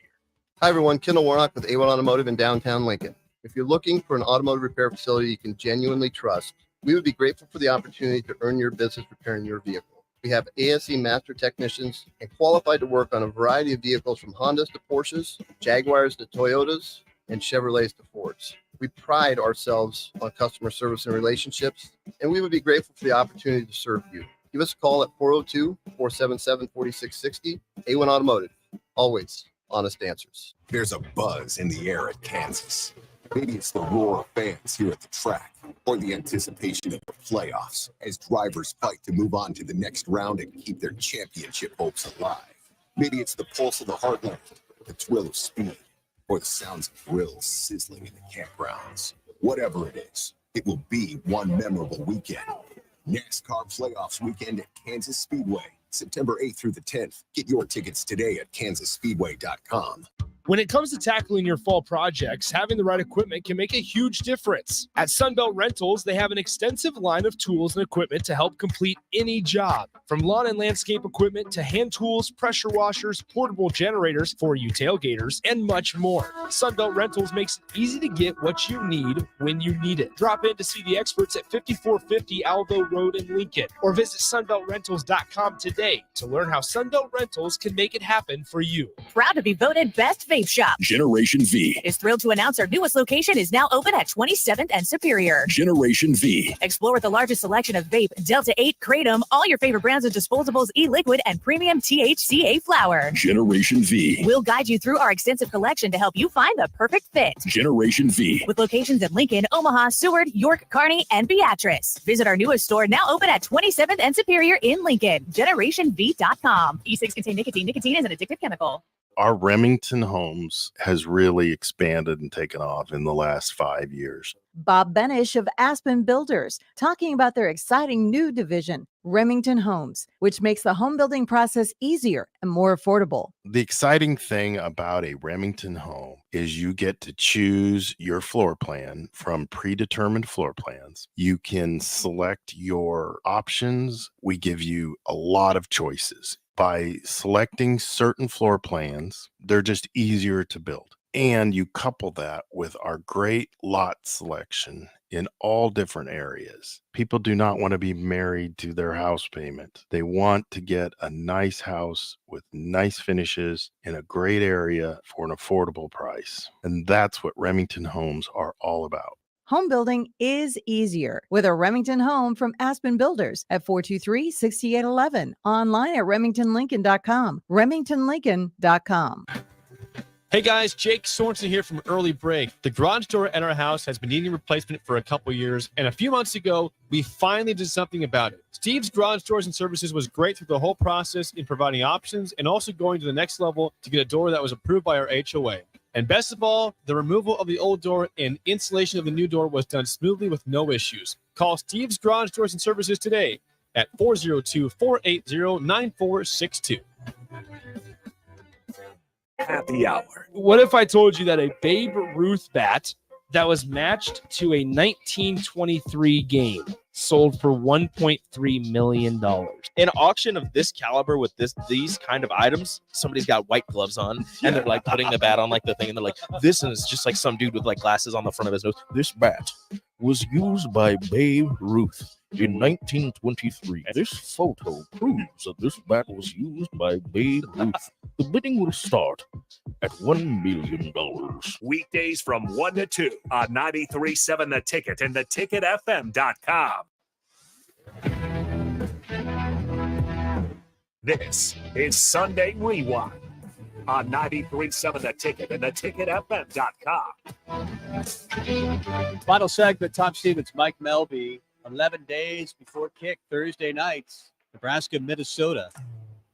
And Minnesota, last time I checked, what, a 7.5 point? 7.5 is what I have, where I tend to care about things like point spreads. Well, they have dominated the series. Nebraska hasn't won in, since 2018. Stat line 2018. Adrian Martinez, best game as a Husker. He's 25 of 29, 276 yards, 3 scores, and ran for $125 and another touchdown. Nebraska was 1-6 before they played that game. Or were they after the game? Was that their first win? I think it was like their first win. But they win at 53-28. That's the last win they've had over Minnesota. Yeah, that was Scott Frost's first win. That was Scott Frost's first win that year. Oh my goodness. And then 2019, Minnesota. Remember that was the game where Nebraska was talking about how cold it was going to be. And PJ Fleck, meanwhile, was dousing his players before practice with ice cold water and then having them run out on the practice field and talked about how much he loved Minnesota weather. And we love our weather.